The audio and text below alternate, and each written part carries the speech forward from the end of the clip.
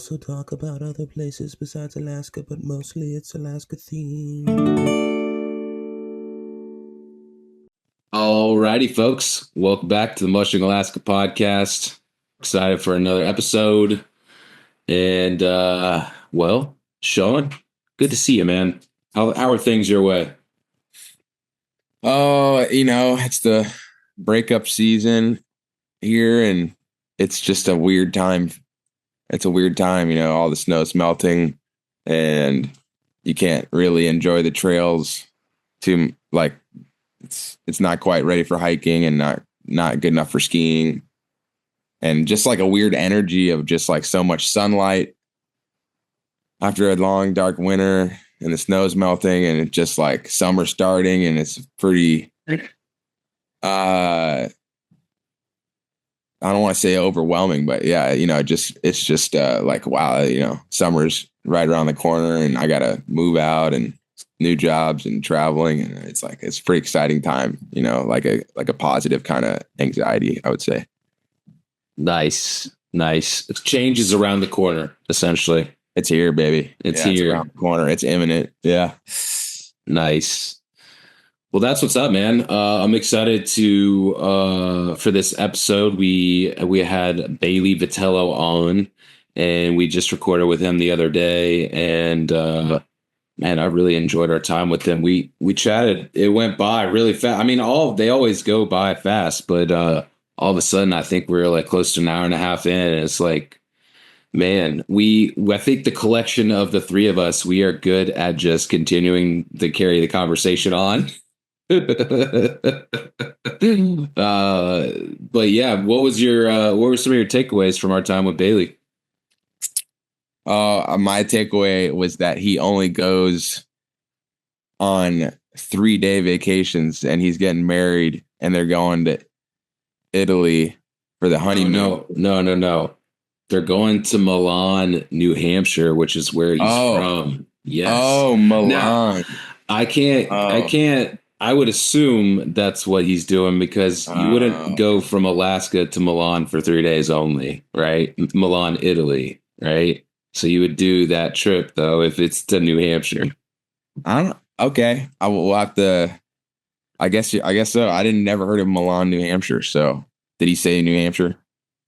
I just know that his like on the Iditarod website, in his bio, I think it says something about Milan, New Hampshire. Gotcha. Anyway, yeah, but only going on a 3-day vacations is what they said they like to do, and because they don't like being away from the dogs for much longer than 3 days. I was like, that's like a pretty short vacation, but also, enough time. But that's kind of cool that they just love their dogs so much, is, they're like, it's tough to be away for 10 days, So yeah, Milan is in the northeast part of New Hampshire. There you go. It kind of looks like maybe similar to Alaska in terms of like it's kind of not in a big city, and maybe I have it wrong, but it also looks like it's, kind of a remote area, which is kind of how he lives now. So anyways, Milan, New Hampshire, just was educating myself, but yeah, no, I'm pretty sure that's what it was, Sean. Okay. Yeah. Okay. That's good. Thank you for that. But yeah, no, just, Bailey's got this, just this fun, energetic energy. Energetic energy. A poet, dude. There we go. There's just something about his energy that I enjoy. And, he's a younger, now he's a veteran on the scene, but he's younger. And 27, I want to say. Something like that. And, I just think that, he's continued to get better every year at that Iditarod. This year, again, 5th place. Just like, this could be a name that we see. It seems like he's here to stay for a while, at least. So I'll be interested to see, like how he continues to do in terms of developing his team. And, was this year's results, was it kind of like an outlier, or is he a perennial top 5, top 10 musher in the Iditarod for years to come? I'm kind of curious to see that. But no, I enjoyed our time with him. He has a lot of good stories. That was kind of some of my takeaways. I think he'll be, he's proven to be a great musher. His dog teams are this year. I mean, he's gotten better and better, but like they just got such an awesome group of dogs too, and their training's amazing. There's no reason we're not going to see him back at the top next year and for years to come. But yeah, really fun talking to Bailey, and seems like, he was just a rookie in my head. Just, it was only 3 years ago. 3 years isn't that long, and now he's just dove in head first and is figuring this is pretty much figured out, what it takes. Figured out what it takes. Certainly. Yeah. It sounds like he's, he talks about in this episode about, his willingness to suffer, and, like he was pretty sick in this year's race. Maybe other people may have considered, whether they want to continue or not, but he just kept going 1 mile at a time, which is a testament to him. And, the other thing that for me, I guess I didn't know it prior to doing some studying before he came on, but I didn't know that he literally has been on the runners since he was a 2-year-old, and, so I just thought it was like someone who's coming up here to Alaska for the first time, and they're just kind of like diving in head first. And in some degrees there's that, but he has like the history beforehand, back from the East Coast, where he's been doing races and stuff like that. So I just thought that was interesting for me to learn as well. Any other kind of closing thoughts before we transition over to the interview, Sean? Yeah, that was cool to hear about his mentorship with Bill Cotter and Aaron Burmeister, and of course got just this incredible caliber of sled dogs, and a hefty amount too, and I think he said in the 70s. So it's just an awesome group of dogs, and they just seem fun, like getting to see them on the trail and coming through the checkpoints. Like I just love the way there's a few mushers, but the way that he interacts with his team, and just kind of like a very friendly, he's got a fun dog voice too. And it's just a cool to see the love between him and his dogs. So that's what this thing's all about, in the end. Nice. Well, yeah, we're going to keep the intro kind of sweet and short. We're kind of like Sean said at the beginning here, we're in the middle of this, what is now like the off season. And, for, I guess, some of the competitive teams, they maybe didn't really even get into much of an off season, and they're already kind of moving on to next season with their training. I know I've seen a couple videos from Jesse, and Bailey kind of talked about how he's already kind of doing his thing right now as well. So yeah, we'll keep things kind of short and sweet for this intro. We hope that you all enjoy this interview with Bailey, and thanks for tuning in. Alrighty, folks, welcome back to the Mushing Alaska podcast. We're excited for our next guest. Welcome on Iditarod 2025 Most Improved this year, Bailey Vitello. Welcome on, man. How's it going? Doing great. Living the dream. Nice. So you were just telling us you just got back from a hunting trip, and I know we paused that because I think Sean and I both probably had some questions, but we didn't want to get too deep into that. So tell us a little bit about that real quick. I had a friend tell me about 2 years ago, Sean, that to come up to the Brooks Range, bring your young dogs, make the best leaders you could ever have, and wide open country, and just anywhere you want to go, just point and go. Just an unbelievable experience. And he said the caribou hunting can be pretty amazing too. And, we got into a good sized herd and then broke off a couple bands, and we're just running some unbelievable country and rivers, and from glare ice to 3 feet of snow, and just making our own trails and calling dogs off good trails we put in the day before right off to soft. It was a really element of bonding with the yearlings that I think we needed to get our season jump started for next year and the next generation of the team. And I'm super excited. I was super proud of them and had a great trip and super successful. I'd say, all did really well, and we're super happy with everything.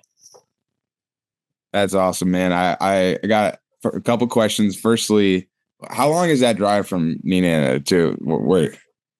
So when we went up, there was still ice on the roads. So it was really good driving, actually. I know it sounds weird to say ice on the roads is better, but when it's hard packed and frozen, we drove back in clay mud, and that took almost 12 hours. It's supposed to be 9 hours and like 15 minutes. On our way up, I think it took us 10 hours and I'll say 20 minutes to be exact. And it was a slow drive. I mean, we're hauling a 40-foot gooseneck, so it's a slower going, but it was definitely, with how those truckers run those roads up there, you quickly learn. You're like, oh, all right, this is a different world up here. These guys are going for it, and they just don't care. They hold speed. Those truckers have no fear of anything out there. They just want to get the mission done. The Ice Road Trucker Show or whatever. It honestly makes them look like chickens, man. I was blown away. These guys are intense. I mean, I've driven a lot of the country, but I'll tell you right now, that was an interesting driving up there. That's wild. That's something that you see a lot of mushers going up in this time of year and bringing their rifle, and maybe they get a caribou, maybe they don't. It sounds like you got more than a caribou. And yeah, the handler got 3 and I got 3, so we were super happy with that. Our limit this year was 5 per person, so we did 3 and 3. We could have limited out the first day we got into them, but we're being kind of picky and really looking for the right ones older and waiting for break off. And then we just wanted to chase them with the dogs, because thought that was the coolest thing in the world, to see a dog team run through a herd of caribou and branch off a couple bands. You're like, wow, this is what I'm talking about. This is Alaskan mush right here. Hell yeah, that's such a cool way to hunt. I haven't gotten to do something like that, and for casual listener, the Brooks Range is massive mountain range that goes across the entire state in the Arctic. And you're not allowed to, a lot of hunting in Alaska, you're not allowed to use like motorized vehicles. So you can't go out with like a snow machine and go hunting caribou, is my understanding. So dog teams is like a really good way to hunt when you're in those kind of conditions. I mean, I've even heard, I remember Mitch a couple years ago got a moose in, September, and he's like, got hooked up a smaller team and mushed him through the mud, So it's like, you can get creative using that dog power to, that's a lot of meat. 6 caribou is a lot of meat, It was only 11 miles back to the truck. So hauling from base camp, we were about 7 to 8 miles out, depending on the day where we went. And, we were 11 miles out from Galbraith Lake. And I mean, there's some beautiful mountains in there. They remind you going up hills, hauling 300, 400 pounds of meat. You're like, oh, I trust dogs in a lot more than I do snow machines. I've been stranded by a snow machine, never a dog team. So, every time I'm like, do you want to hunt by snowmobile? I'm like, nope, never been stranded by a dog team. Sure, been stranded by a snow machine, though. They are more reliable in a lot of ways. It's hard to get stuck with a dog team for too long. And was it like, what was the nighttime and daytime temps for that trip? That was what was so beautiful about it. We got a little flurry on our second to last day, and in the valleys, when you're in those valleys, it just blows constantly. But I mean, 20, 30 mile per hour wind tops, and it wasn't like anything like the blowhole or any of that stuff, but it was definitely blowing pretty good. When you got out to the lakes, in the wide open in the tundra, you, Sean, know this probably pretty well, that it's blows, but it's not like a cold blowing. So it was 20 above, 30 above the warmest we saw. And then at night it ranged. The coldest I saw we were there was 5 days. It was, I think, -10. And I mean, by the morning it was already 10 above. So it just flip-flopped back and forth. But I mean, it was beautiful traveling for the dogs. And, it gave us that little bit of a crust layer. The earlier you went in the morning, you got a nice crust layer and you could run on top of it. But man, whether you got in the middle of the day, watching those dogs go up their chests and I started calling it army crawling across the snow and just getting low and just crawling their way across and setting a trail. And then once they finally broke on top, bigger males you could see punching through, but this is where smaller, lighter dogs really do shine in that deep stuff. So it was really cool to see them blossom into their selves of figuring out how to have feet under no base. Yeah, it's tough to get I mean, at least when I was training up here, it's kind of tough to get off trail training. There's places and there's times of year, especially this time of year, but to go up there and you got unfathomable the size of everything up there. It's just massive country, and you can just go literally pretty much anywhere, and there's no there's not even a trail. There's maybe a couple of rogue snow machine tracks maybe or something, but great training for a leader to just have to be constantly navigating instead of just I'll just be on the trail and you can kind of zone out in it.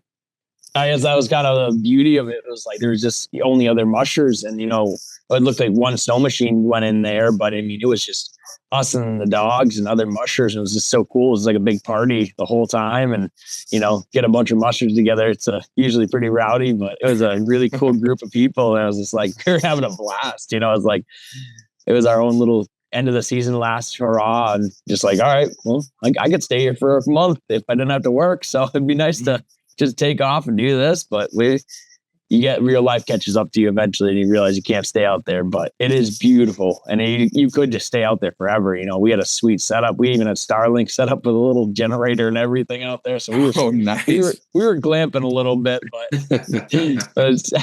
got to that next level. I was like, oh man, this would be an awesome way to make a podcast. Maybe we should just do it out here. Nice. That would have been sick. That's awesome. Nice. Well, cool. So Brooks Range got good weather, great conditions, awesome experience for your young guys. I was out on the Denali Highway for just a little bit though, and they were plowing it while I was out there. So it was kind of interesting to see. I never seen that process. The DOT comes out, and if they didn't, I mean, it would still be good to go right now. Yeah. But yeah, I saw Jesse out there. I would pass by him and I made him stop just to say hi. And it was just he's like, yeah, man, I got to run the dogs. It's hard to get out of the house when you're home and comfortable, but he got his young dogs out too, doing some miles. So it's cool to see you doing the same thing, getting out there and doubling down with some hunting opportunities. But yeah. So Brendan, I'm thinking we can go the next most recent thing, which was the Iditarod. You got the first time ever split the award with Laura, right? Which he was one of the mushers up there. I don't know. Yep. In Brooks Range, but yeah, how what an amazing result that you had. I mean, some people said that's the toughest Iditarod they've ever done, that have done it 10 or 15 times. Certainly, if nothing else, the mental part of the river, going and doing that side quest, and then of course the Yukon River through just this laundry list of pretty adverse conditions. So yeah, congratulations, man. Thank you. It was I can't say I've only done 3 Iditarods, so I can't say that was the hardest one. I'm the hardest I've done so far, for sure. I no doubts about that. That much Yukon travel, I'll tell you what, that is you got to be a certain kind of sick to want to travel that much river. I mean, man, I was like, anyone want to go get their mental check after this one? Because let me tell you, we're all pretty sick in the head to want to travel this much on the river, But the truth of it was when they first announced it, there was a little, I've been planning for 2 months. I've written my schedule so many different ways. No one ever really follows their schedule, but I was able to kind of isolate it into 3 parts of what I thought I could do with the caliber dog team that I was bringing in, and we knew we were going to do well. The top 5, not going to lie, we worked for it for sure, but it was really just a big, all came together really fast towards the end. And our biggest strength has been the coast, because, you know, I don't mind getting beaten up, and the dogs travel so smooth and they're trail hardened by then. So, you know, as long as you take care of them, get the right rest, and you're already banked, you know, you can travel really smoothly up the coast. You know, it was a really unbelievable trail, though. I mean, the Yukon is still as boring as ever. I'm sure you remember it, Sean. It's when you do that much of it, you realize, wow, I'm just not a Yukon man. I'm just not. I can say that confidently, that I am not a river man. So I love the Tanana. I'm not going to lie. Actually, that was super cool seeing that part of our trails in that light and seeing that. And I was like, wow, you know, this is beautiful. And then we got to that sandstorm. It quickly reminded me that Iditarod will throw it at you in any different style. And, you know, that was just mind boggling at first when it first happened, and getting dragged across glare ice with 16 dogs. I was like, all right, this is a little more challenging. And the fact that you're just like, it barely scratched the mileage, you know, you're like going through this incredibly difficult thing, and then you're like, I got 800 miles to go or whatever. And yeah, you know what? I actually was talking to some of the people at Nenana. They were like, apparently there is like, you know, of course locals have like their go-to winter trails, and like the Iditarod trail, they didn't put it on the Tofty. Like it's like a notorious bad zone, section. The sand area. That's not like my understanding is it's not like the first time that has happened. You know, it wasn't like an anomaly to that specific spot, according to the locals. And so, yeah, that was like, okay, yeah, that makes sense. Yeah, every time we were talk about it to a local, they'd be like, oh, I don't remember what they called the spot, but they were like, oh yeah, that happens. And I was like, oh, you know, it was kind of maybe avoidable, but it's tough to know those all where every little nook and cranny you should go if you're, you know, making the trail. But well, it's funny because, you know, the state Mark Norman, they were trying to run it over the Tofty Trail, and they couldn't because the state was plowing. Oh. So that's what happened there. Oh, okay. I'm sorry, I got a tickle in my throat. Good. Yeah. Yeah, but a lot of people. Yeah, go ahead. A lot of people were super upset with that, and I was like, "It's Iditarod. I signed up for a challenge. You know, I was not expecting a sandstorm, but you know, I signed up for a challenge and throw it at me. I was hoping we were gonna be bouncing off rocks and bare ground going through the burn, but you know, that's its own thing. And I think everyone had their opinion this year about the trail, and truthfully, for that last minute decision, how smooth that actually went. Mind-boggling how Iditarod even pulled that one together, and it was super cool to see everyone come together, and the locals and Nenana and everyone just get excited about it. And I'm sure they did have some backlash about it and wanted to say, no, let's stick to the original. But the truth is, I mean, I've done all 3 routes now, from southern, northern to Fairbanks. You know, that was pretty super cool. And back-to-back years, I am super excited to see one of the 3 now are the same, because you know, I'm not gonna lie, the southern route, for some reason I love the southern route. You know, that run into Iditarod is super special. I know it's a pain because all the tussocks and terrain, but each one has their own element of just beauty and like just special moments on them. You're like, oh, this is challenging, but I already seen it, so I kind of understand what I'm getting into, and all that rookie worry washes away a little bit more. And it could be different with low snow, more snow, but every year is so unique. And I think that's a big part of, you know, strategy and everything. But the fact that it is just, this race is so cool because there's so many things that can change overnight. You know, you go in this with this rock solid plan, I'm going to win this. And all of a sudden everything goes to the wind. It doesn't matter. You got to adapt to the ball as you go. And that's why I love this race so much. It's really is like same route every single year, the northern route every single year.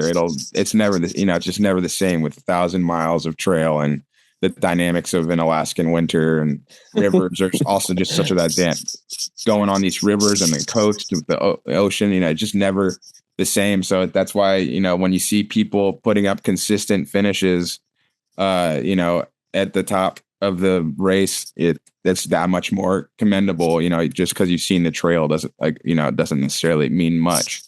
So Brendan, I feel like you had something you're about to say. Yeah, I mean, I wanted to go back to the decision to change the route. Like, where were you in that leading up to the change? Like, were you like, I'm cool with the original route, or were you kind of hoping there would be a change, or were you just like, whatever they tell me, I'm gonna do? You got to nail that one that last time. Truthfully, I had no qualms either direction. Honestly, in the beginning of this season, I was like, I really hope we have low snow. I really hope it's a Fairbanks start. And then as we progressed and we packed our drop bags and wrote the schedule, I was like, oh, the Southern route is this team's jam will be Southern route. Like, I mean, I think we could really optimize the team on the Southern route. And the fact of it is the last minute decision what threw me through the ringer. But I was like, all points at the time, I was like, I trust you, Iditarod. We're going to let this be it. You guys make your decision and I'll just support it wholeheartedly. And I know you're making the right decision. Would I love to see the Southern route again? Yes. But truthfully, it's still really cool to see all three now. And no, I do really want to run to Husia though. So if Iditarod wants to throw one more run up to Husia, I wouldn't mind doing that. Nice. And then, you kind of talked about the sandstorm. It felt like in the videos, everyone had their own kind of experience. Some people got like battered and some people were like, yeah, it was kind of rough, but it wasn't like that bad. Kind of curious to hear like the level of intensity of what you felt like you experienced there. There's, a lot of dog mushers like to embellish like to say things like, man, that was the scariest thing. But truthfully, it could have been for them, and when I was in it, I couldn't see a single marker for over a mile. And I was just kind of bouncing around on glare ice and trying to stop a 16 dog team on glare ice, popped in the sand. And keep in mind, this really was all how I perceived it was I had food poisoning. I was puking my brains out as I was getting dragged across this ice on the side of my sled, holding on and just get this feeling like a dog. I just hammered to the point of I was like, all right, well, let's get to the checkpoint. I'm going to stay at this checkpoint. I was trying to avoid checkpoints like the plague. And, I went the whole Iditarod, I think 5 checkpoints that I ended up staying in. So I was super happy with that. But the goal was to stay away from checkpoint because apparently my biggest Achilles heel is talking. And I like talking to other mushers because and then Sean comes over and really starts talking. No, Sean, you really were good this year. It was awesome. Yeah. Quick, short conversations. And then you had to be on the go right away. So it was awesome. But, it was super cool to see it like camping the whole trail. And if it was like -20 the whole time, -30, I don't think I could have stayed out of checkpoints as much as I did. But it was so beautiful. I mean, not to stay out and camp out with the dogs just was so awesome. I mean, yeah, I was sicker than a dog and I had the flu following up food poisoning, but I was just living my dream. This sweating and like when you're going through all that at once and your immune system's down, you're like, all right, this is some next level dog mushing. And I was just getting sucked in. I was like, I'm in it. I love this. I can see how much more I can take till I can't go anymore. And I got to a point where I was just spluttering and I was like, as long as I can take care of the dogs, I'm going to keep going. That's all my mantra was. I was like, one run at a time, we're moving, and the dogs are healthy and happy. I'll be fine. All right. You got to take us through that a little bit more. So, all right. The food poisoning, can we, do you know where that came from? Or It was self-sabotage. Let's put it like that. Oh, no. Okay. The insider came up, the film guys came up on my first camp. And I just made a bowl of chili. Yep. And I put it in my dog food because these robins kept flying over and eating out of my chili. And the camp robbers around Nenana, I don't know if they're all like this in the rest of the state, but here they are real pushy and they'll be eating a spoonful. They'll come peck it right out of your spoon. They're super friendly like that, but gets old real fast and they're kind of gross. So you're like, I see what you eat. I don't want you eating my food. So I put it in my cooler and the cooler bag draped over and all that kibble and stuck fat and extra meat stuck on there, soaked into the hot soup, into my chili.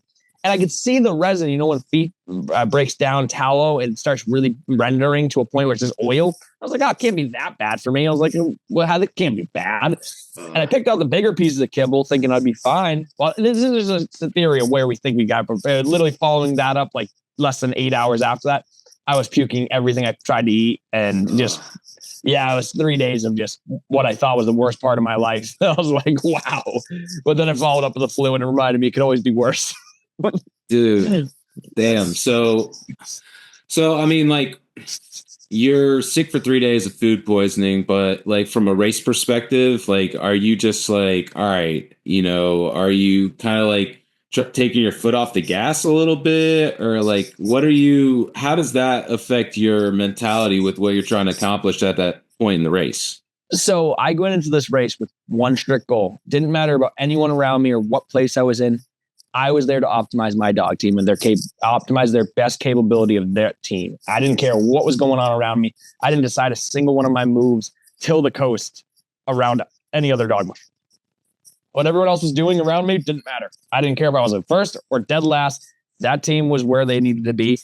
And, I didn't have a single slip up till, I want to say Caltag. Caltag 1, I just hit a wall. I had to stay there and I didn't have a choice. I was just not feeling too hot and I had to get out of there. But I was like, I just need to lay down. I didn't even sleep. I just needed to lay down, let my stomach settle and stop bouncing around on the uneven, all that jumble ice. And I needed a minute to just kind of regroup myself. So I took care of the dogs, went in, tried forcing myself to eat something, finally got to stick something down for about an hour. And then when I pulled hook, I was immediately on the ice. I just started puking again. And I was like, oh, all right, this is going to be a long run. My throat's raw. Been ailing worse and worse. And the fever just kept going back up. And, it was a lot of highs and lows. And that is what Iditarod truly is a bunch of highs and lows of where you're emotional. And I guess I didn't back off racing as much as I didn't want to let the team down. That team, a lot of this team this is their last race. So I was like, I'm not going to let you guys down. I was like, I owe it to you guys to finally give you a race. My first year, that was the most like relaxed schedule I've ever could imagine, 5 on, 5 off. Oh, take a 24 here, take 10 hours here, like just relax and had fun with it and a great experience. And it made me fall in love with the race so much because I just took it so easy and saw it in such a positive light. And I was like, I can do better. And then the next year we did better. And then this year I was like, I can optimize this dog team. I can maximize their absolute capability without pushing them past their red line. And that team I asked for it and they gave it to me. And I just watched them develop into this unbelievable dog team that was just coming out of nowhere. And, 3 10-year-olds on that team and, 1 19-month-old. And there's a lot of variety in there. And it was really cool to see them all come together and as one team. Nice. 10-year-olds. That's pretty badass, dude. Yeah. To wrap up the sick piece of things, just real quickly, compare the food poisoning on a scale of 1 to 10 versus the flu. Like, where were things with you on that? Truthfully, I don't know if you guys know when you're sick. We've all felt this when you start sweating, but you're actually cold and you're sweating. When I was laying on the Yukon, camping with Gabe, actually, Gabe ended up pulling over at the same time I did. And I was laying there and I was shivering. I thought I was dying. I thought I was hypothermic. I was just shaking and it was 20 above and I'm just in there with my park on and I'm in my dripping sweat and I'm freezing. And I was like, I might die out here. And I was like, I just got to know my dogs, get back to the checkpoint. And I was like, this is a good way to go. The whole time I was like, I'm ready. I'm accepting this. I'm a dummy, but I'm going to accept this if it happens. And, I had one dog I kept bringing back to snuggle with and try to warm me up. A little yo-yo, I just stuffing her in my sleeping bag and trying to keep me warm. And she was looking at me while just shaking in my bag, 20 above. And I think that was by far the worst I've ever felt. I've had the flu, the coronavirus. I've had swine flu. I mean, I've had some really bad bugs, but that was the worst I've ever felt in my life. I was like, all right, I might be going home. Eagle Island, like this might be it. I might need to go home. Right, this is just getting too dangerous, and I love this race a lot. I don't know if I'm willing to die for it yet. That's maybe why haven't won yet. I'm not willing to die. I don't know, man. I couldn't tell you a secret, but I switch went in my head and I was just like, I'm not letting this team down. I owe it to them to bring my game to this. And if it means suffering to the next point of what I'm willing to come back from, and what doesn't kill you makes you stronger, and made me better for it. And, it was that next level, all those cold plunges and that training prior. I was like, I know how to be uncomfortable and I've accepted how to be uncomfortable. But the food poisoning, I think, truly wasn't as bad as I was imagining it was. It was the not eating and feeling so hungry that every time I ate, something would come back up immediately was the scariest thing. that was just like more of a fear thing, but I was fine. You know, you can go a week without eating as long as you can get some fluid slipped in there here and there. But it was the rawness in my throat was pretty bad. But I put the food poisoning at probably a 7 of 10, and the flu on the like coming back up from Eagle Island, I would say probably around a 9, 8, and 9.5. Honestly, I was like 10. We were pushing 10 mean death. Like I thought I was pretty close to that in darkness. I was like, man, this is really scary. I don't know how much more that could take. And the aches and the soreness, you know, it's just everything all at once coming at you, and sleep deprived, not eating properly, just. Yeah. Yeah. And most of the videos, everyone's like, you look fine, dude. And Riley and me are over in the corner coughing up a lung, trying to like hide our coughs as much as possible. Poor Riley got it too. And it was the whole time Riley died. I was like, man, I really hope I didn't give this to you. I'm so sorry. I'll stay away from checkpoints, man. I'm so sorry. And it's just, I just could not even keep it together. I recall, I can't remember what checkpoint, but I recall one interview where it makes sense getting the depth to this now, because I feel like you were just like maybe questioning things. Probably the combination of the river miles, the food poisoning turning into the flu or whatever. But it felt like I'm like, oh man, Bailey's vibe at that checkpoint is got me a little like concerned for like the outcome. So getting that depth is nice, and is also a testament that you were able to stick it out. You know, maybe not everyone sticks through all that and then finish, you know, top 5. That's like a big testament to you. So I appreciate the depth there. Sean, I asked a bunch of questions. I'll turn it back to you. Well, yeah, I mean, I'm just impressed by the toughness. You know, everybody in this race is obviously super tough, but yeah, that's, and you know, because I'm like out there and I'm getting like a little, like a lot more sleep, but not enough sleep, you know, not a full amount of sleep. And, you know, then I like see you guys, I know you just came in from like the midnight shift. You've been mushing from 1 a.m. to 7 a.m. And I'm like, I just woke up from my 2 hour nap. So and I wasn't on the trail. I'm just at the checkpoint, and I just see you come in to Eagle Island. I'm thinking of specifically Eagle Island. I don't know if it was 2 or 1. I want to say it was Eagle Island, but I saw you come into both of those. And both times you came in and then like, it was like I think I remember looking at the checkpoint thing. It was like a 6-minute stop to pick up your stuff and go back out on the trail. And because you went through there both times, I believe. Mm-hmm. And yep. And I saw people go through the checkpoint and it took them 26 minutes, you know. So it's like, yeah, it was good. I was impressed with like the purpose with what you walking around, and you're not the only one doing that, but I really saw some pep in your step. And I definitely wasn't in no way was I thinking, oh, this guy's got to be hurting or anything. I saw some people out there hurting for sure.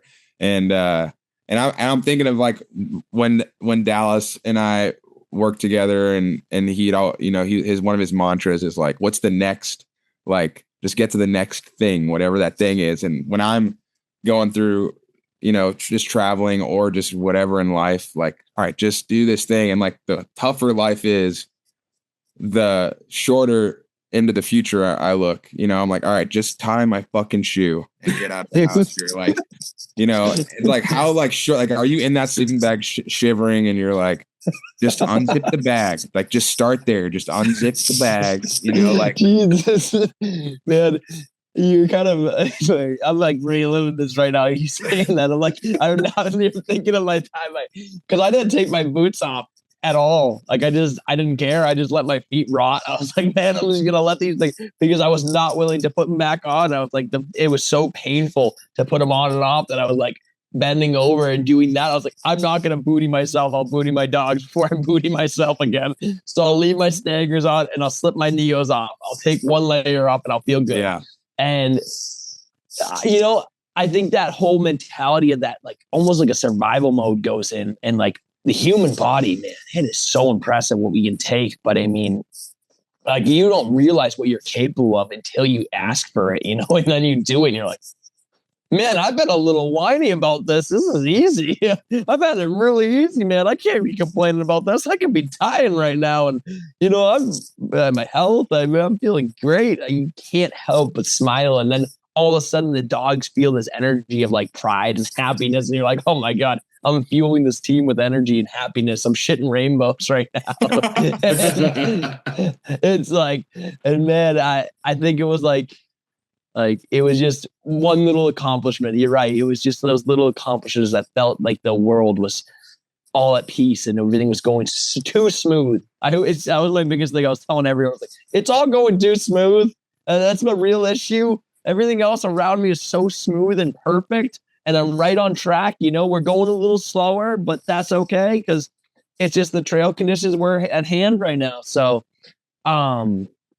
you're right, though. It's funny you say that. It's just one of those things that's, you get caught in those moments. I've been finding myself more recently just getting caught back on the trail in little moments. I call it flickers because you're just in them and you're stuck in them. Like, Brie will catch me drifting off all the time. And she's like, what are you thinking about? I'm like, I'm just back on the trail where I belong. And I was like, I'm home. And I was like, I just need to be back out there. I was like, I need to fix that next time. And now I'm going to study it and rewrite this. And I need to do it this way next year. I need to figure out. My training started the day I got over to that arch. This day started the next year. And I was just hungrier. It just made me want it more. And I was like, this is an attainable goal with the right people. Yeah, it definitely takes that to be at the top of the competitive side of the race. And you can also see people, on a little more mellow mindset, and they still can be successful too. But yeah, I mean, I think of Jesse Holmes getting this first win and just like he's been like grinding for, just year round, just working his ass off. And I know a lot of people are doing that too, yourself being one of them. But yeah, that mentality of like, you get to the finish line, it's like, all right, 2026. Like, I just like, yeah, it's all that work that you're doing. That's when the camera's not on and it's dark and cold. And like, that's the thing. Peak training is in the darkest time of the year, yeah, it's amazing. So when you got to that stretch, that side quest, I call it the lower howl. Yeah. So, that was really, ended a race or two. There was this, for people that maybe didn't know, this section from Caltag 1 to Eagle Island was like, it had been driven on by a snow machine, and when it was warm and wet, and then it froze hard, and so you had this like just chunky, chundery, jumbly like concrete that's just violently vibrating your sled is what I had been told. And then you had the bottom of the loop, which was like on the way back, but we got kind of blown in with that like sandy snow kind of, and the sugar the sugar, and everybody was going so fucking slow on the tracker. I was like, dude, this is. And it's just like, and then I'm thinking of like, runs really suck. Yeah, dude. I'm just thinking like, and then you got like the mentality of like turning left at Caltag 1 and being like, fuck, dude, got to turn left here. Cause like, and God, I mean, so yeah, forget the sickness part. Like, from the dog's perspective and just driving the sled in that kind of dynamic conditions, just in that section, yeah. I had 5 dogs that have led for even different other teams in other kennels, coming from Dallas, Aaron, Brett Bruggerman, and then combined all those together. And there was at least 5 of those dogs on my team this year that all looked back at me and said, Dad, what's wrong with you? You sure you're doing this wrong, right? We're supposed to go north.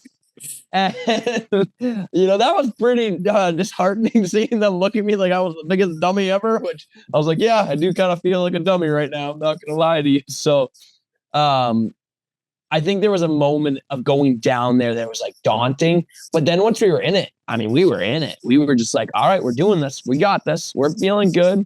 And I felt I was like on a little up climb, and then all of a sudden right back down. But it was, And I was super excited to just see Grayling, and like I didn't get to stay in any of those checkpoints. I got to stay in Anvik by 8 hours, and I was quick shout out to Anvik. I know not a lot of people use that checkpoint, but it's a hidden gem. It really is.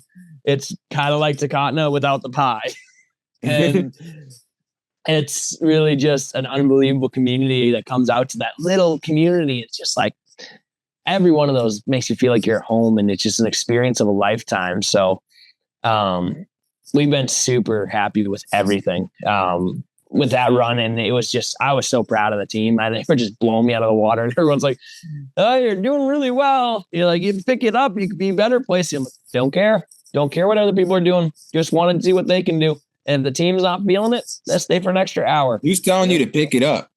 And it was a little nips and picks of other mushers. Like, you're doing really good, And I think it was Nick, actually. Nick Petit, right? Oh, he was such one of those mushers that you won't forget a moment together. I was dropping my main leader that's been with all three Iditarods, me and the 10-year-old senator. And I didn't think it was possible to go up the coast without him, to be completely honest. And Nick's like, it's time to make leaders. And I'm like, Nick, like 9 of these dogs are leaders. They just don't want to lead off the Yukon. They're all mentally cooked.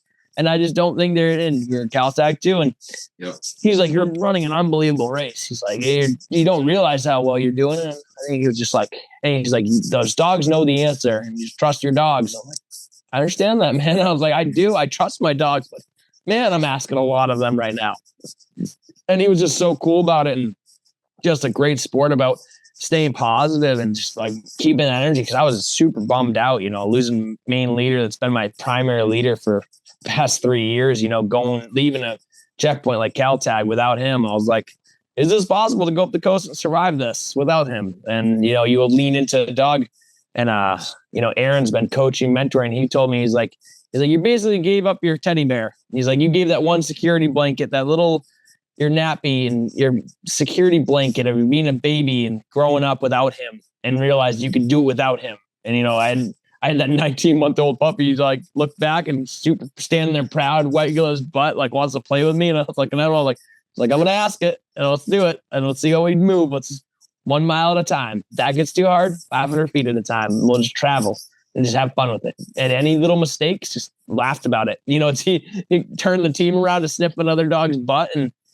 in the middle of the trail. And, most of the time, I'm like, what the hell? What are we doing, guys? And he's looking at me and wagging his tail. And I'm like, I just sat there and laughed about it. And I was like, when you're ready, guys, we'll go. I was like, I'm just going to chill out for a minute. I'm not feeling too good. And I'm sitting there and puking my brains out. And I go up and like, they all straightened out and go up and fix one tangle. And all right. And we just started going again. Just made a joke out of everything. And it was like, instead of being in serious race mode, I was just like, it's okay. I'm happy. I'm having a great time. I'm living my ultimate dream of being competitive and being in the top 10. And we were just sitting there right in the top 10 the whole time. And I didn't realize it. And I was like, all right, well, I'd like to race a little bit after this and see what we can do. Get to Unically and to make some decisions if we're going to run past Unically. And all of a sudden this fire ignited in the team, and they were just blowing me out of the water. And I was so amazed at what they were what was possible with them again. It was like the Kobuk race all over again. I was like, wow, these are spectacular dogs. And it was just, they all came together, stepped up to the next level. And we came together as a team and really got to that next level, I think. And I was just unbelievable. You always kind of know what your team's capable of going into the race. But then when they do something like that, you're like, wow, I really should have been considering racing a little more aggressively sooner. But who knows if that would have paid off and how if I ran it differently. But the truth is, I will stand by that this was that team's optimized run year. I mean, I optimized them to their max, and I was super proud of it. And everyone around is just, it came together really unbelievably. That's like right there. That's like the 1,000-mile pitch. Like, for when people are, I don't know, 1,000 miles, it's like, that's the coolest thing about these longer races, which really, there's only a couple of them at this point. And you got the Norway one, you got this one, and maybe the Quest will come back for the full one of these days. But, you can finish with a stronger team. Like, your finish line team can be stronger than they were at the start. Like, at that in that current state, and it's unlocking that next level. And it can be for someone in the back of the race and in the front of the race. We've seen people winning this race, and their team is just like on fire at the end. Like they have stuff in the tank, you know. So and they unlock it there in that somewhere in the middle of the race, and so it's so cool to see y'all fired up about that, and that's what it's all about, you know, trying to get to that thing. And there's no like formula to do it really. There's, you know, just the accumulation of knowledge and experience, and that's cool to hear. And Brennan, chime in. I had a thing. Oh, that was in my mind and I forgot what it was. It's okay, Sean. That's why there's two of us. So somewhere along the way to the coast or along the coast is where you actually started feeling better. Is that safe to say in that? Because that's kind of what I'm picking up. Like you said, like you kind of got to uniquely, you and the team are feeling like you're starting to gel for the first time. Mm-hmm. Almost like I would say an old woman, truly. You know, it really happened at the old woman cabin. That was really where I started feeling like, I don't know what happened. It was like, it was like a light switch happened. And I was like, I felt like 70% better. You know, I've been saying this little percentage, but it sounds, I mean, to me, that was like earth shattering, that I could feel better, even like not being in a house and somewhere warming up or getting a good night's sleep. It was like, and I thought by 24 I could recover enough, but that was where the flu really sunk in. So I was, it changed a little bit, but you know, I think truthfully, it was just like, I didn't feel 100%. I mean, who does feel 100% running on the coast after 800, 900 miles? You know, no one's really feeling 100% themselves. You're in your out of body experience at this point, and you're just either in your euphoria or in a lot of pain. There could be a little variety of both too, I guess. But it was, I mean, you unlock something and you're just what you're physically capable of. Like the runner high, you've unlocked your potential and you're like, all right, I'm ready to suffer. I got this. I'm like, if the dogs are feeling good, I can step it up another level. So that was really cool. Nice. I remembered real quick is that like having that young dog, the 19-month-old dog. And then like, that was the first thing that popped in my head when you said you had 3 10-year-olds. It's like sometimes with the experienced veterans that like in some ways that can, and depending on the veteran, depending on the dog team, depending on the race, all that, you know, but the experience that they have being like, wait, we're turning left here. Like, dude, this is not the way we typically go. I mean, I even just in training when you stop at the yard, and you always stop at the yard. And then this one time you're like, we're actually going to go back out and do the same damn thing we just did. And, you know, you see the dogs running and they're kind of checking back. Like, so you're telling me we're going this way, that way. And then we're like, yeah. And they're like, I don't know, man. Are you sure we're going? You know, and it's just like, and then you have the 19-month-old dog that's like, yeah, all right, we're going back. I love this section. Anyways, I was kind of hoping we could see it again, you know. And so that's cool. So then you ended up putting up that young dog in the lead, and he, you know, had a couple of young moments, but sounds like he's on Coco something. Yeah, cool. Brandon, go ahead. No, so, you know, we've been talking about the Iditarod for a little while, so I just wanted to like smoothly wrap that up. We're at the coast. I don't know, Sean or Bailey, if you guys have like, Sean, you would have seen Bailey in Shaktoolik and in White Mountain. No? I only saw 4 mushers in Shaktoolik. I was there for 24 hours. Oh, okay. But I saw White Mountain, Eagle Island, and Nenana. But yeah, no, just like tell us a little bit about your Galena. Your experience along the coast, and you know, just kind of like wrapping things up for your Iditarod experience in 25. You know, my overall experience of Iditarod this year was Iditarod never lets down a true challenge. Like they always step it up, and like whether the race puts it on or just the environment and the community, it's like there is always a challenge to everything with this race. And we've been every year, I think we're getting more and more just sucked in with it, like just next level of what is possible. Like what does this next breeding look like? What do I need to work on it? I think that's what makes me so obsessed about it. And wrapping this year up was just realizing I am all in. I'm like, I guess Dallas said it best. He's like, here for the long run, right? And I'm like, yep, I'm here for the long run. Well, we're all chasing that dream, and I guess I've been bitten by that Iditarod bug. That's awesome. Yeah, I think everyone's real excited to hear you saying that, and considering you're a young dude and you've already proven yourself, not just in distance mushing, but Kobuk, I guess, is still distance, but that was an epic race last year, and then I want to ask you a little bit later about before you got into the distance mushing, but yeah, man, that's awesome to hear that you're like sucked in and it's just something you want to keep doing. And we're excited to see you do it year after year after year.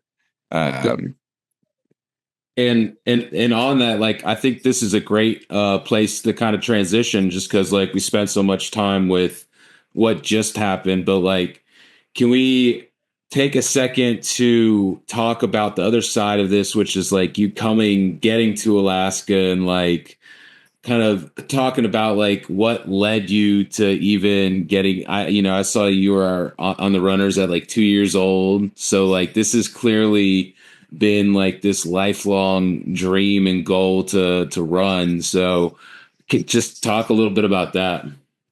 For my dad, it started with one dog. And after that, this was before me even. And it all started with one dog and, as a golden retriever. It's a long story, but it's, the passion was there. My dad and mom and the whole family really. And I just got sucked in like right away, like and just love the dogs. And I got my first dog when I was 1 year old, and I don't remember it, but I knew her later as I grew up. And Bridgie, and she was from Susan Butcher actually. And I just remember growing up hearing stories about these like unbelievable people taking on this challenge of Iditarod. I'm like, I was a kid and I knew something was wrong with them. Like, those are some really cool people, but they gotta be some crazy people to be out there doing that. Like, is that possible? Like, the longest race I had ever done at 10 years old was 30 miles. And we trained all year for that. Now I go out for a 30-mile run in November like it's not, or September like it's nothing. And it's just a world of a difference. And, being on the East Coast, we'd be lucky to get 3 months of good winter, and it's progressively getting worse. But I grew up on the East Coast, and it was a big part of where this dream started. Is in 2012, my dad took a sabbatical from work, and I got to take an online schooling so I could just take the year to focus on dog mushing. And that's where my real mushing like dream started. So I went out west, ran the pedigree stage stop at 14 years old. Actually, yeah, 14-year-old. I was 14 years old. And then did the stage stop, ran with all these awesome mushers. And then we stayed out west training out in Montana, Lincoln, Race to the Sky. And my end goal was to run Junior Iditarod though. Come up here and run Iditarod and watch it. Iditarod actually and get to see the start and go hang out with a bunch of cool mushers that we just raced against at the stage top. So we were like, all right, this is gonna be awesome. And we came up here and just fell in love with Alaska. But it was just like, how would we ever make this happen and be possible to move all the dogs up here, all this, and we have such a great like mid-distance sprinter team. So we had to rethink how we were going to breed for 10 years from now to get to the point where we could even think about running Iditarod. I mean, we were running Eurohounds, and their coats just aren't very conducive to the environments up here. So, and they're very sport coated, and they aren't made for that long, cold winters. And if you got the right stuff for them and breedings, but the truth is, they just were more of a mid-distance sprint dogs, and we knew that. So we came back and did really well at the Junior Iditarod, and we had a lot of fun and got to see it. Like, and I told my dad, I was like, we got to come back. We got to come back and race this one day. And I was like, it might be my 30s, but we're going to come back. And, years went by and was doing all the mid distance. 6 or 7 years ago now, I went and ran France and ran the stage race over there in the Grand Odyssey and the World Championships in the French Alps and Chamonix and Mont Blanc and all of Europe. And then we got back from that. And was at our local trade fair. My dad came up to me and said, "What's the next big thing?" And I was like, "Honestly, I don't know." And what is the next big thing? He's like, "Iditarod." I'm like, "Yeah, that is a nice dream to have." And he's like, "Brett Bruggerman selling his team." And he's like, "And they would fill up our team for me. And then you could take over the extra dogs. And then you get a couple of dogs from Dallas and really start building an Iditarod team." And I'm like, "I don't know. That's a lot." He's like, I already figured out a place we can rent up there, and we'll go up and we'll spend the time from here to this time, and we'll train and we'll start the year up there. And I was like, "All right, well, I guess let's do it." And then he's like, "Well, we got to get our qualifiers." So instead of going up that year, I did up here, we went out west and just hit the race circuit out west and did all of our qualifiers all out west.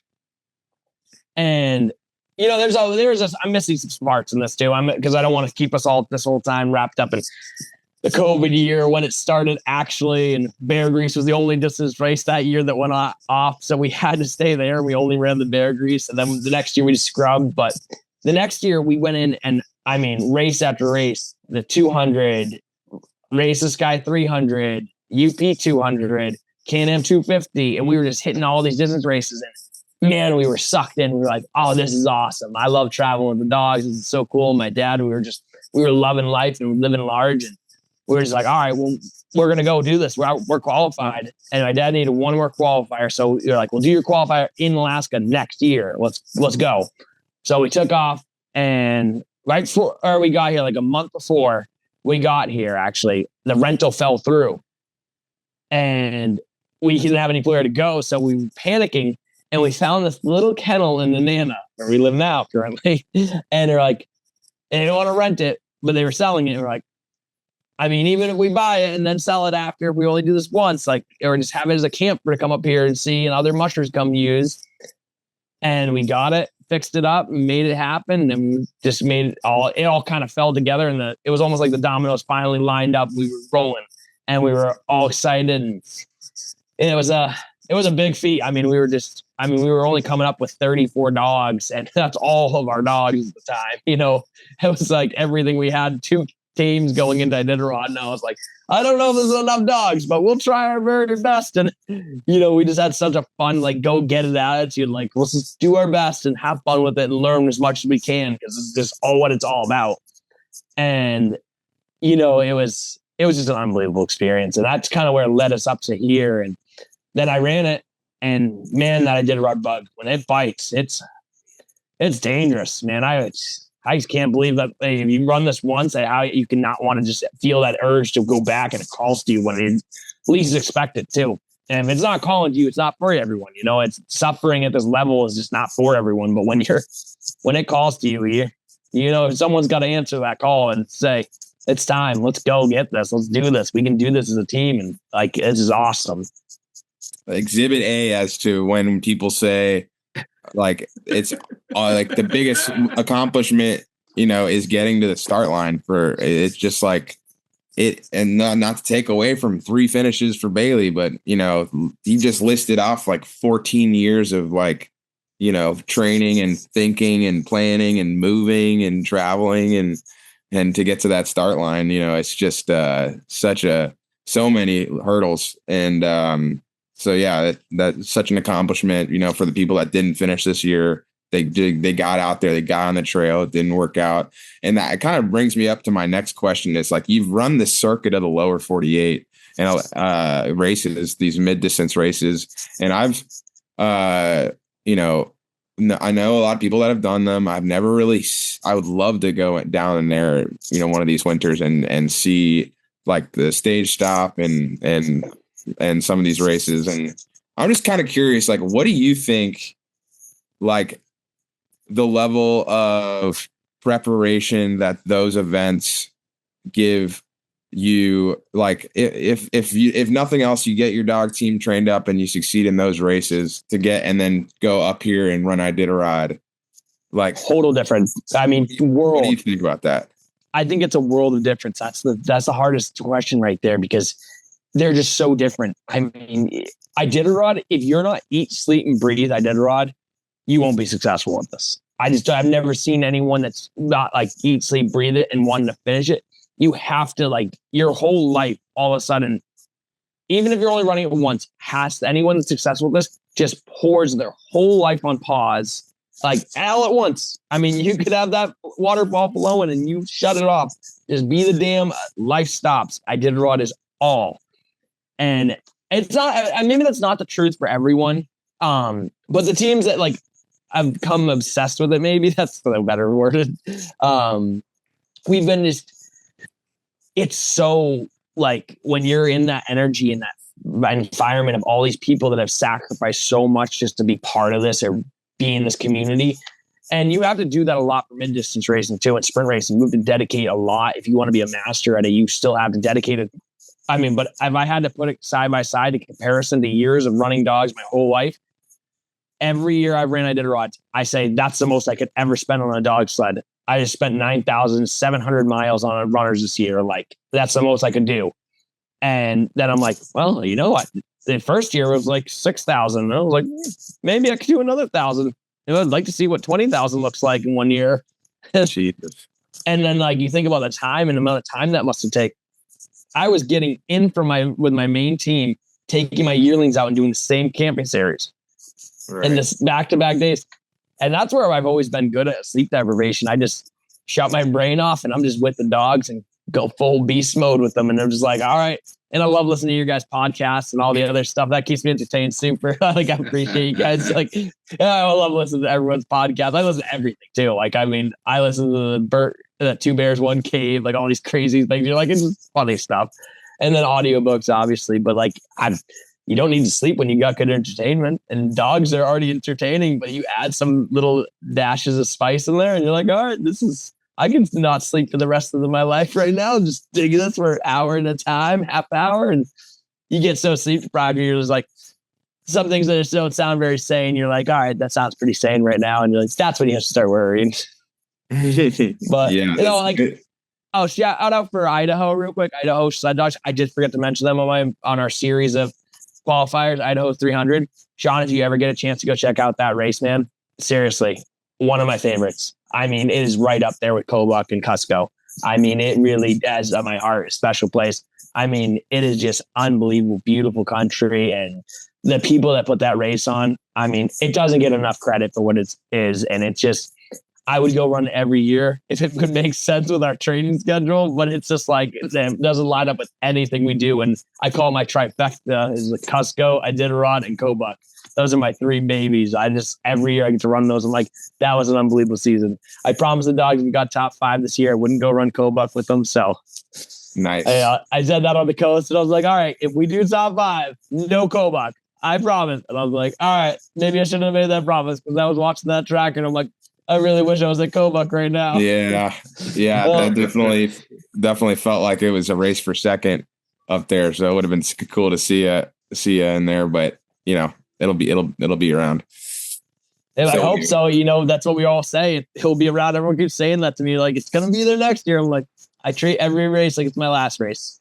Yeah, whether or not I'm able to run it, or God forbid something happens and all of a sudden the race isn't happening, like, I treat it like it's my last race, and I give it my all every year now. And I love these races, and I hope to see the sport grow. But I don't know if you've noticed our numbers are down, and it's again harder to swallow the realization that this is a very expensive sport, and it's very hard to have your own kennel. And you know, a lot of people realize now that it's just like what the level of commitment it takes to be running at these elite levels. And you're like, oh, can you hang? Are you willing to give it everything you got? And if you are, I mean, any of these mushers that took this year on, though, ultimate respect. I mean, seriously, even if you didn't finish, like you said, this was like the most emotional roller coaster ride of Iditarod I've been on. And this is my 3rd one. And I was like, any rookie, this is the bad year to be here. I would not want to be a rookie, because this is this daunting veteran musher. And they call me a veteran. I'm like, I'm a rookie every year. I haven't ran the same route once. So I'm still a rookie. Next year, I'm going to be a veteran. Yeah, that's tough for the rookies this year. Not just with the route being difficult and a difficult year, but also just the most of Alaska. I don't know. I guess maybe not as much in Nenana, I would think, but Maybe Yeah, so. But no, I the mean, winter compared was to rough, like you know? Two Rivers, and like I looked at that area, I'm like, no, we definitely have it a lot better than most of Wasilla area. Like we have a lot better, sure. but I mean, we're just dealing with different elements. Like where we thought safe ice was, we didn't have safe ice for a long time here, so that was our challenge. But it wasn't lack of snow, that's for sure. It was just lots of open water areas that normally weren't open. So, and this is only our third winter here, so I shouldn't say anything's normal because I don't know what's normal yet. I mean, for the past 2 winters, it's been some unbelievable training and just experience, but it's definitely every year we're learning more and more now about the terrain and different style of training out here and what we can do when we're camping. I really love the highway, but that we went down there once, and every time I've gone down there, I've had a snowmobile break down. So I just stopped going because the snowmobile support seems to, something happens with a brand new machine. And then you're like, oh, all right, I'm just going to take dogs instead. So. Yeah. So I've got 2 more things that I want to mention before we kind of get into our wrap up phase. I don't know where you're at, Sean, but just letting that be known. The first thing that I wanted to ask you about is, your kennel size. You said that you moved over here with like 34 dogs or so, and that's grown. I think I read that you have like 75 dogs now. Is that right? Yep. So yeah, like just talk about that transition. I'm curious, like hopefully you're not doing all that by yourself. I would imagine you have like a team of people. Just kind of want to give you a chance to talk about your community, your squad, if you will. Yep. So I have my loving fiance, Brianna. She's been with me for 14 years now, and she's been with me from the start to the beginning of this dream, and she's been my rock for all of this, keeping this all organized and on track and saying, go to the next race, do this one. I'm like, all right, if you're with me on this, I can do anything's possible. We got our awesome handler of 6 years, Hayden Karen. Sean, you probably remember him coming up and buying dogs for you. I've had that same handler for over 6 years now. So, and that's it. I mean, and yeah, my parents come up and they help. And all right, we have Aaron Burmeister, Bill Cotter, and their kids come over and help and do the odd end things, just kind of helping us pack drop bags. And, it takes a village to make this all happen. And, the reason the kennel went from, 40, 50 dogs last year to this many, 75, is because Aaron actually gave us all of his dogs, and from old retired dogs to just puppies, and to help our breeding program to get to that next level and start breeding our next generation of what we wanted to be setting our standards to. And I originally just started asking. I was like, hey, I'd like to breed this dog. How much would you want for this dog and this dog? And then he's like, I got an idea for you. I'm like, I'll hear you out. Let's talk. Let's see what we can make happen. And, and he's been helping and mentoring us this whole time too, answering all these millions of questions. So Aaron's been a big part of help grow this into the next steps of what we, it's basically taking his 23 Iditarods and packing all that knowledge into me, and having someone like that, a mentor that can help and guide you along and steer me in the right path. And I already met, well, let's not make that again and do it this way. And, basically taking those years of experience and helping mentor and coach and help see the development of the team. And, it's been a huge stepping stone to really step the next level up. And, it's good for him because he can step back away from the dogs and still if he wants to come back and race, he can hop on with my group and we'll work it out so he can run some of them. And that way I'm taking care of everything and we're feeding every step of it. I think the most important thing is the main musher being out there doing the day-to-day chores, being that one scoop and poop and not being afraid to get your hands dirty and doing all those small things. Because that extra bond, when I'm going to ask for that extra 10% on the coast, that's where you get it from, is that every 365 days a year, just being with the dogs. So I think that's a real testament to that next level bond and really growing and raising puppies. From dogs we've gotten from Dallas and Brett, everyone that we've gotten dogs from, honestly, it's really just shows the difference of raising them as your own and seeing that bond with them, is that connection is just unbelievable. And I'm super excited to show that off next year. So that will be 99% of the team next year is going to be 2-year-olds. Nice. And that's crazy. So just to, like you said, there's a village, but it's ultimately like 3 of you are doing what, 95% of it, at least from a mileage perspective, right? Yeah. Oh yeah. Well, training wise, it's just 3 of us. I mean, every step of it. Yeah, it truly is just 3 of us. As far as that goes, in feeding and taking care of the dogs daily. Yeah, it's 3 of us. Yeah. That's insane. And that's what it takes. I really truly think that's what it takes. And I could be wrong. I mean, Sean, you've been in a champion's shadow before, so you know what Dallas does, and I don't really know what he does, but other successful mushers, what does Jesse do? He takes it all on. I mean, he puts all his work. I mean, he doesn't have a million hands out there. I mean, he is eat, sleep, breathing this, doing it all himself. So, those are the guys that you're like, you get an extra respect for that, just being that hard and be like, all right, you're going to pay the bills and do all the work. There's some next level like dedication. Yeah. So I respect the heck out of all those guys and anyone that's out here just attempting to get to the starting line. So these days it's becoming more of a challenge each year. So I just get so excited to see more signups and all these new people that want to run this race. And I really hope that Iditarod understands the little errors along the way with how this race is being ran and the next level, what we're stepping up to hold ourselves as a standard as dog mushers, because this race is just it's growing in so many different directions. I think it's growing in, just like anything, it's going to have some downs years where we're going to have less mushers and hopefully we have some more up years. I'd like to see 80 dog teams next year. I think that'd be really cool. I was like, that would be so cool to be able to hear with like 60, 70, maybe not 80. That was a little exaggerating. There's a lot of dog teams on the trip. Yeah, we'll get back up to 40 would be nice. And 40, 50, that'd be cool. Yeah, right. Let's start there. I definitely think like, I didn't really realize that there were a lot of people that live like in more populated areas in Alaska. And then they have to go and train their dogs like on the weekends or weeknights. And then they might have someone there that's like kind of helping feed and do the chores. It's like those, like, it might not be like explicit training, like feeding dogs and scooping their poop, but like it is like vital information, like especially the dietitian aspect of it, just how to feed the dogs, who's got what kind of eating habits and how is their weight changed and ebbed and flowed throughout the winter. And just having those like little tiny moments where you just like scratch them on the head and rub their butt here. And those little things, you can't, it's hard to measure how much better that will feed into the event that you're training for.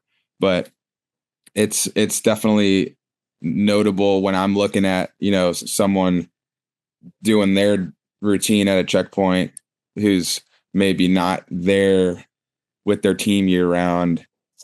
Because it's hard to be able to do that. Like that's like realistically you lose your fluency. Yeah, it's tough. It's people are like, hey man, I'm going to take the hands, and yeah, maybe someone's going to feed the dogs a little bit different than I'd like to feed them, but I need the help. So that's cool to see, having that few hands.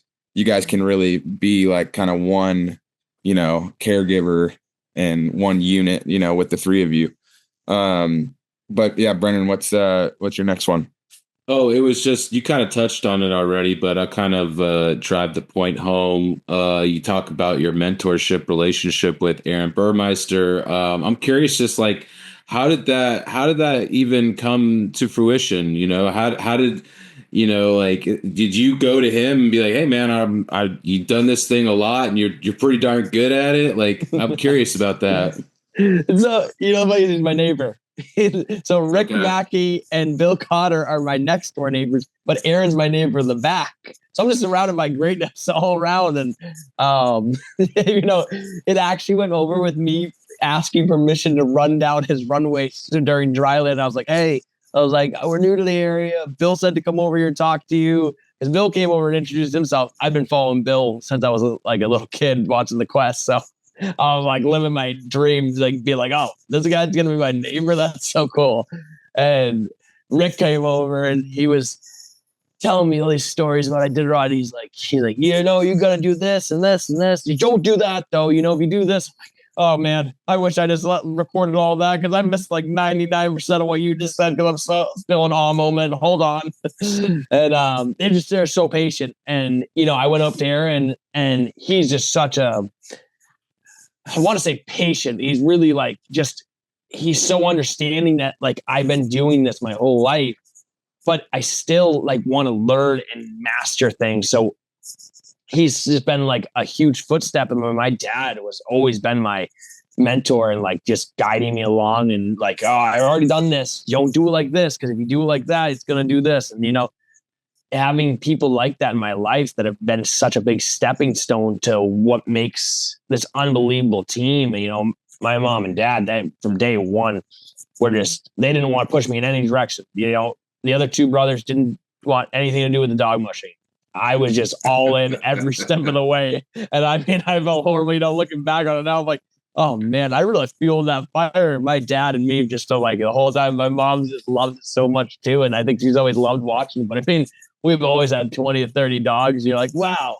I was like, and they all did this for me. One kid that liked the dogs. And it wasn't like I wasn't out there doing the work. But I mean, just looking back on it, like, I had an unbelievable childhood. Anyone that gets a chance to grow up in dogs, if you've ever done it, you're just like a fulfilled life. I don't know a life without dogs. So it's been always eat, sleep, breed dogs. First thing my dogs eat before I do, it's farm life rules. And we've learned so much about that. But in mentoring wise, he came into get to that punch there is, it really did start with just saying, hey, I want to talk about a schedule and I don't know what I don't know and I don't want to make mistakes. What would you would recommend for a first time runners of the schedule?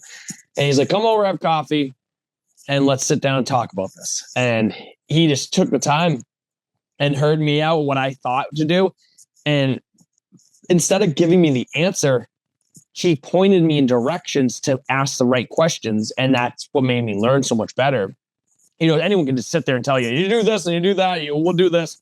But the guy that's willing to take the time and be patient enough to say, don't do that and tell me how that goes out for you. He wouldn't put me in danger, but he put me in a way where I'm going to come back and ask questions.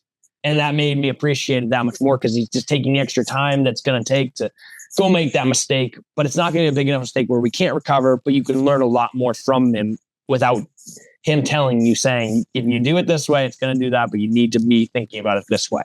So it's better to do it yourself sometimes in certain aspects so you don't struggle later in it. Mm-hmm. And I guess that's where it really started, was just a handshake. Can I use your trail? Nice. That's really all it started. And then it just started to be like, hey, can you come over and help me do this? And you help me do that? And I'm like, I'm sorry. Hold on. I correct that one. It actually started, I met him in my well room.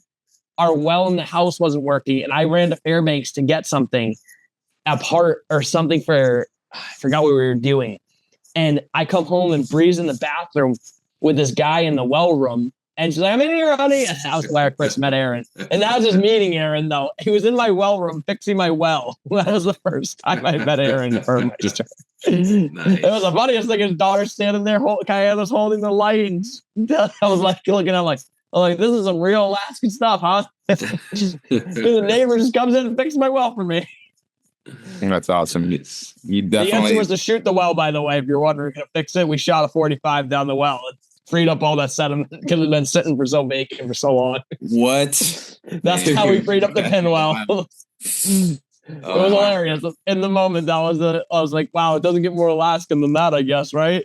That's insane. That's good stuff. That is wild. It makes sense, I guess. Yeah, I mean, all the sediment stuff builds up and you just pop it and it frees it up. Nice. I thought it was a joke at first too. Don't worry. Still don't know if you're serious, but I did it. It worked.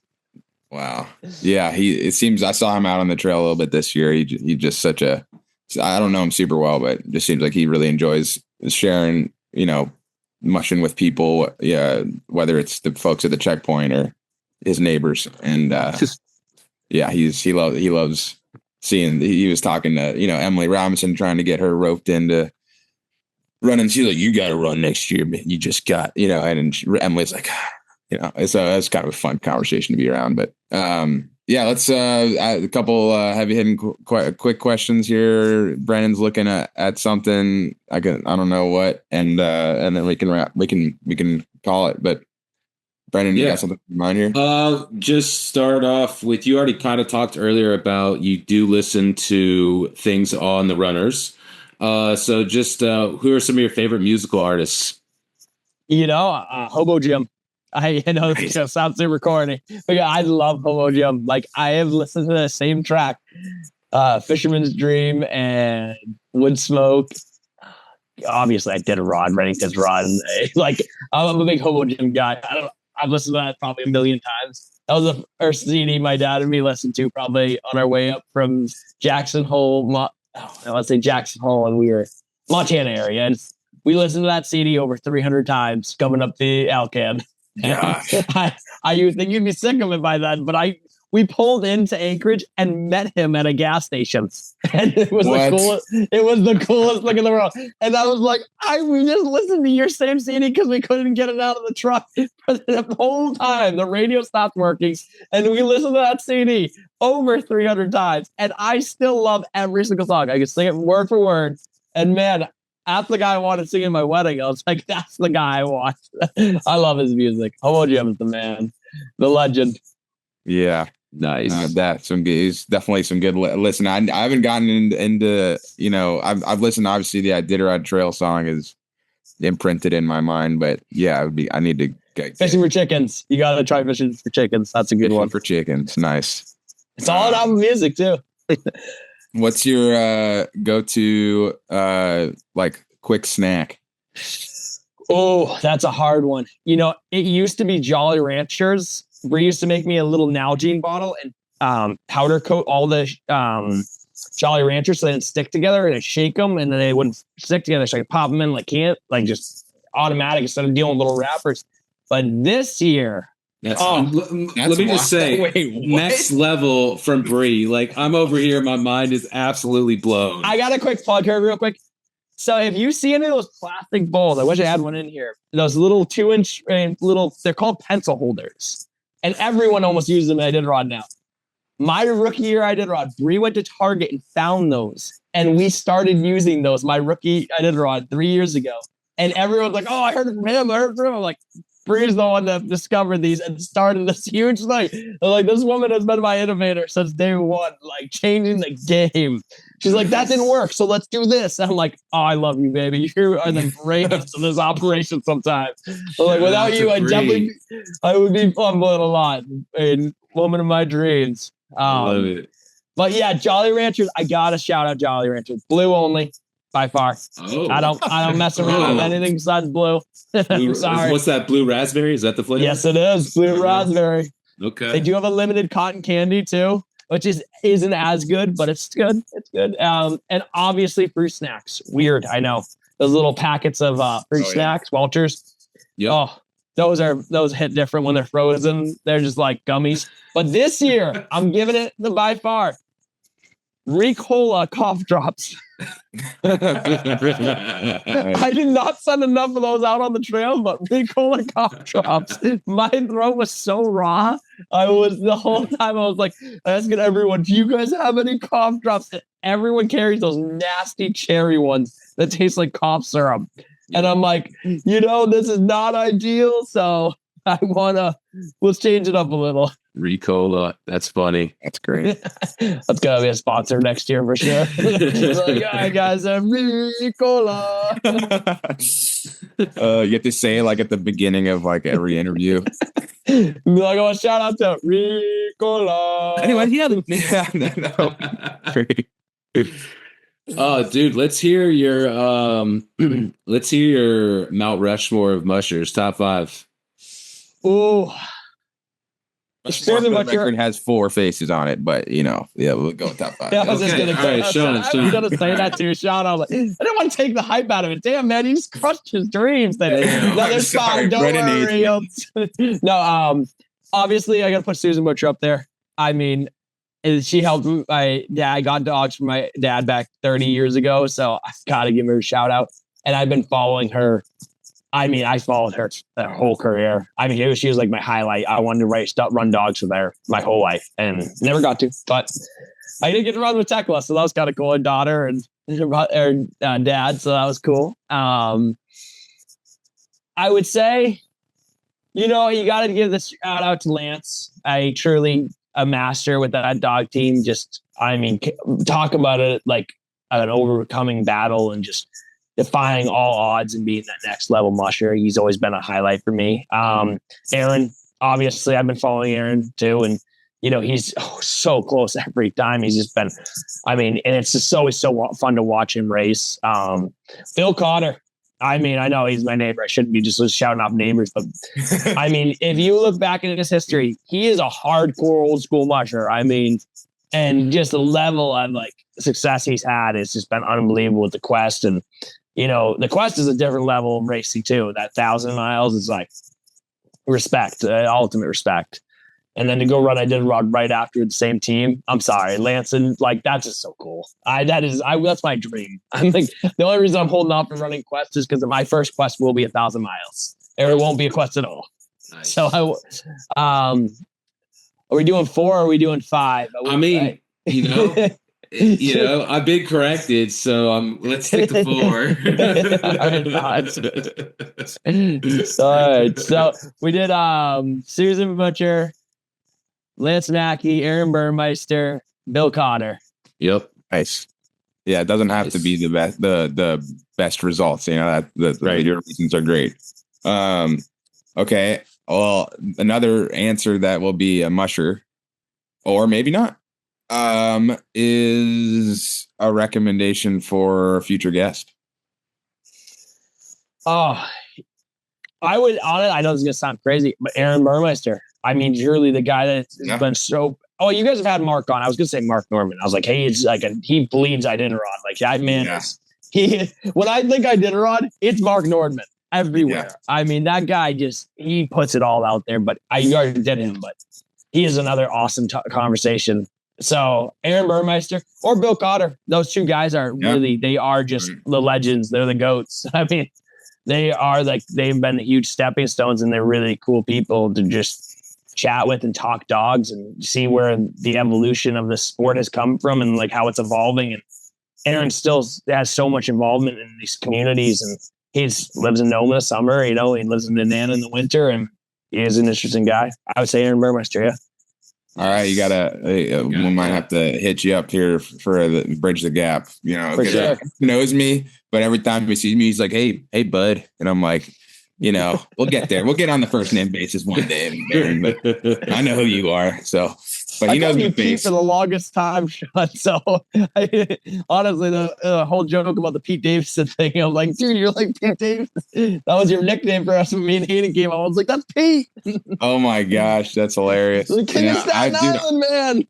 I went to Anchorage this weekend, and we went out to Coots one night, and random people at Coots are like, dude, you look like Pete Davidson. Someone else I went to Riders Block Coffee Shop. They're like, you look like Pete Davidson. I'm like, God damn. They're like, it's the mannerisms. They always say it's the mannerisms. And I'm like, all right, fine. I'll take it. It's pretty cool. I do see it. And he's a legend. He's the king of Staten Island. Yeah. Yeah, no, he is a hilarious guy. Could be worse people. Dude, all right. We gotta go here. I didn't bring it up earlier, but I just remembered. All right. I might be the only. How many other people do you know that like cold plunging like you do? Not a single one, honestly, man. Everyone's like, what's wrong with you? I'm like, Bill Cotter came up to me and said, do something no one else would be willing to do. I'm like, water, ice. I like to suffer. Let's do this, dude. All right. Whenever I get up there to Alaska, we're gonna have to find a way to do some cold plunging together. Oh yeah, dude. I got a lake right here. It's still open right now. I'm gonna be going for tomorrow night. We're gonna do a 20-minute session. Nice. It's warm enough where we can do long sessions. 10-minute sessions and minus 30 though. In all seriousness, that is really stupid. It hurts. You come out, you have no circulation to your feet, and everything's numb. Dude. And you just your mind shuts off. Are you? Is it covered? Is it No. covered or is No. it? It's you. So you're. It's Did you wide guys see open. the video, dude? Yeah, I it's saw the completely video. closed.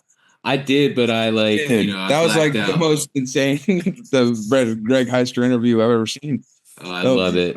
Greg the whole time, man, and all the upcut, he's like, there's no way he's gonna survive. I mean, he's just gonna push himself past the limit. Like we always were the joking intro video originally, and Brady talked me out of it. The better half is probably right on this one. I wanted to swim under the ice with all the gear and come out from under the ice in a gap of ice and then pop out and hop on the sled. Yeah. On the intro video. She said that was a bad idea, and I think I agree with her now. Yeah, you guys are great, man. Oh man, I love it. But yeah, no, I was doing triathlons for a while, and like my last one, I discovered I never had done any cold plunging. I finished the triathlon and was absolutely wrecked, and I was like, all right, let me give this thing a try, and so I, long story short, I got into it, and I used to go to a place because I live in Georgia. It's never cold, right? So I found a place that had a cold plunge as part of like their gym, and they closed down. And so I haven't been cold plunging for like a year, and I absolutely miss it. Like mentally, physically, the whole nine. Bree just bought me a chest freezer for the summertime. Yes. She bought me a chest freezer. So she is dialed in. Oh, she's Bree. like, oh, I want to keep this next level. Like your training just started again.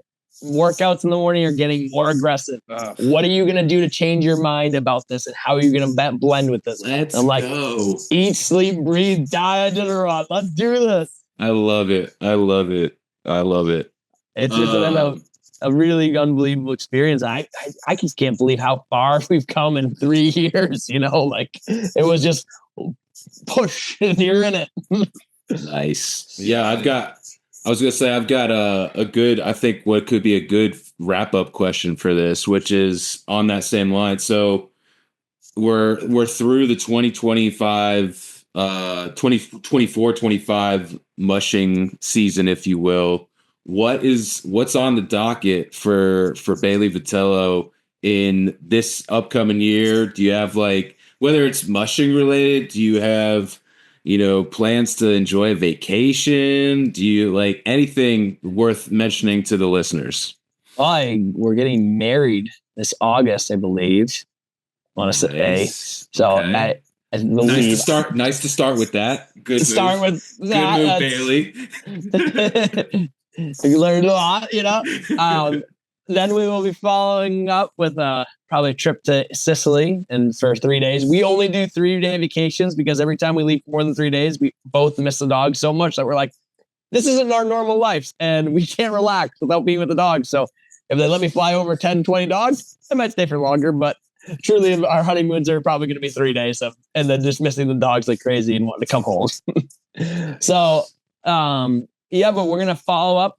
Every year, I don't know if I've noticed this, I sign up pretty late because I'm not going to sign up for something unless I know I'm bringing something special and we want to bring the best team we can possibly produce. And that's why we hold off on signing up. It doesn't have anything to do with strategy or anything. It's strictly just, I want to make sure I'm bringing something special. And, that was that trip down to Denali this year. And just wow.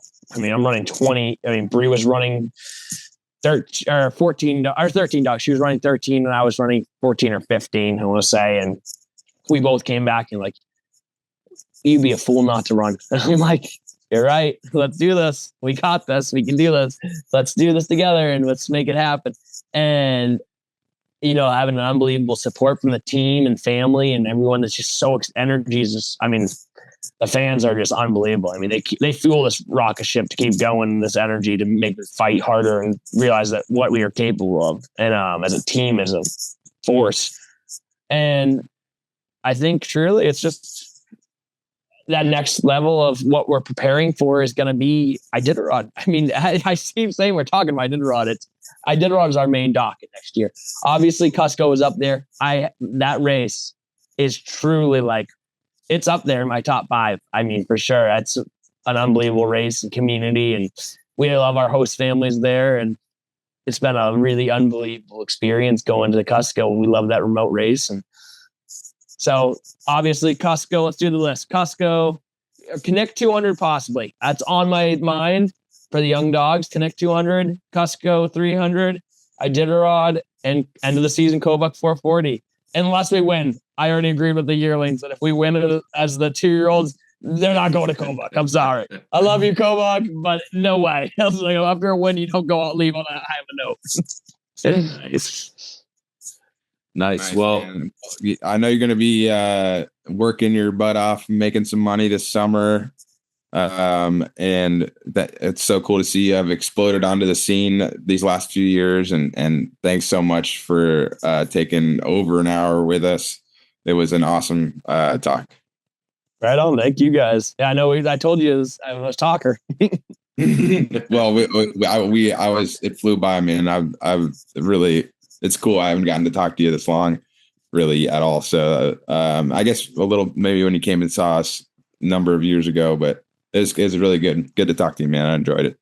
Right on, guys. Thank you so much for having me. Appreciate it. Mushing, Alaska. And we also talk about other places besides Alaska, but mostly it's Alaska themed.